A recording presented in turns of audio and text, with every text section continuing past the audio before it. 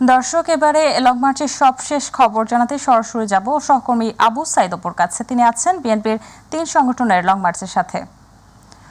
অপু, বিএনপির ৩ সংগঠনের লং মার্চের এখন কি অবস্থা? তার কি আগরতলার উদ্দেশ্যে রওনা হয়েছেন? সবশেষ পরিস্থিতি আমাদের জানান।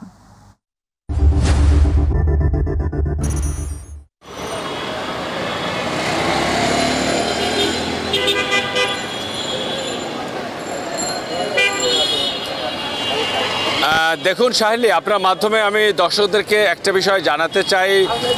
ছাত্রদল, যুবদল এবং স্বেচ্ছাসেবক দল, এই 3টি দলে কিন্তু ভারতের আগ্রাসনের প্রতিবাদে এবং আপনার সেই ভারতের মাটিতে হাইকমিশনে আগুন এবং সেখানকার বাংলাদেশের পতাকা অবমাননা, এই সব কিছু মিলে এবং বাংলাদেশের রাষ্ট্রের অভ্যন্তরে যেসব ঘটনা সেই ভারতীয় গণমাধ্যমগুলো বিভিন্নভাবে মিথ্যাভাবে প্রচার করছে, সেটার প্রতিবাদে কিন্তু আজকে এই বিএনপি ধারাবাহিক কর্মসূচির অংশ হিসেবে আজকে আগারতলার উদ্দেশ্যে কিন্তু লং মার্চ শুরু হয়েছে।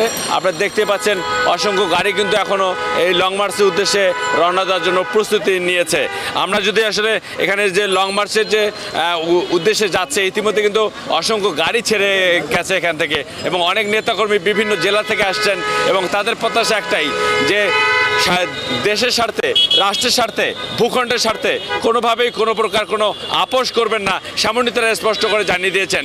আমরা একজন নেতার সাথে একটু সংক্ষিপ্তভাবে একটু জানতে চাই যে আপনাদের আজকে লং মার্চের মূল এজেন্ডা আসলে কি ছিল?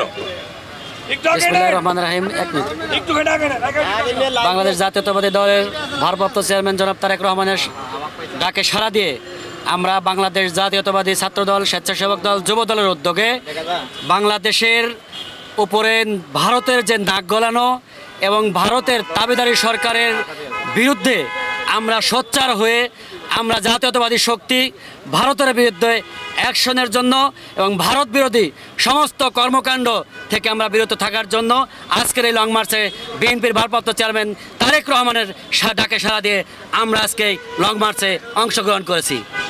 ধন্যবাদ আপনাকে। গাজীপুরের জেলা যিনি বিএনপির যে সভাপতি তিনি বলছিলেন। এরপরে আমরা একটু আসলে কথা বলতে চাই, একটু রাস্তার এপাশে একটু যেতে চাই, যে এপাশে যে বিএনপির নেতাকর্মীরা রয়েছেন যে লং মার্চের উদ্দেশ্যে যারা আরও প্রস্তুতি নিচ্ছেন, আমরা একটু সেই বিষয়টা একটু জানার জন্য একটু সামনের দিকে একটু এগোতে চাই। আমি ক্যামেরাম্যানকে বলবো যে একটু দেখাতে যে এই বিএনপির যে দলীয় কেন্দ্রীয় কার্যালয় রয়েছে তার সামনে কিন্তু অসংখ্য নেতাকর্মী এখানে অবস্থান করছেন।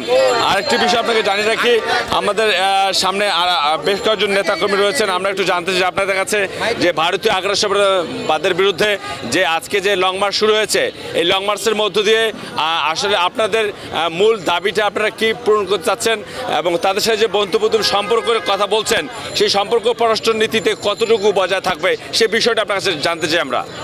বিসমিল্লাহির রহমানির রহিম। বন্ধু রাষ্ট্র, আসলে কথিত বন্ধু রাষ্ট্র আমরা মনে করি একটা বন্ধুর যে আচরণ হওয়া উচিত, আসলে ভারত তার কোনোটাই রাখেনি।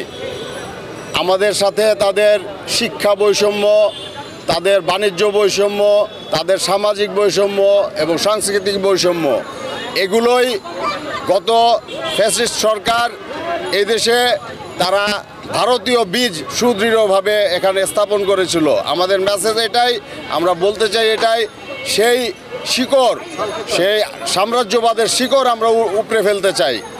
আমাদের তারেক রহমান আমাদের নেতা, উনি এই মেসেজটাই দিচ্ছেন রোড মার্চের মাধ্যমে।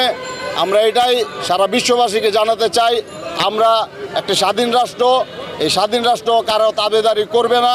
আমিনুল হক আমাদের মহানগর উত্তরের সংগ্রামী আহ্বায়ক, ওনার নেতৃত্বে আমরা ধন্যবাদ আপনাকে। আমরা শুনছিলাম যে বিএনপির পক্ষ থেকে বিএনপির ভারপ্রাপ্ত চেয়ারপারসন তারেক রহমানের নির্দেশে যে ধরনের পদক্ষেপগুলো নেওয়া দরকার এবং ভারতের যে আগ্রাসন সেটি থেকে যেন বেরিয়ে আসতে পারে।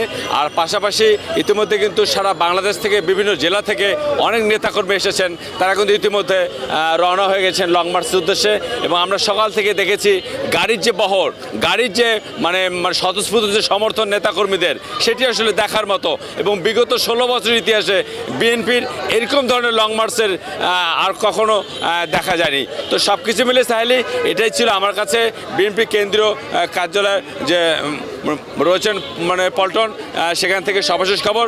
পরবর্তী সংবাদে আমরা যুক্ত হয়ে জানাতে পারবো যে লং মার্চের আসলে যারা যারা গেছেন এবং তাদের যে উদ্দেশ্য, সেই উদ্দেশ্য আসলে কতটুকু বাস্তবায়ন হবে সেটি হয়তো সময় বলে দেবে। তো শাইলি, এটাই ছিল আমার কাছে সর্বশেষ খবর।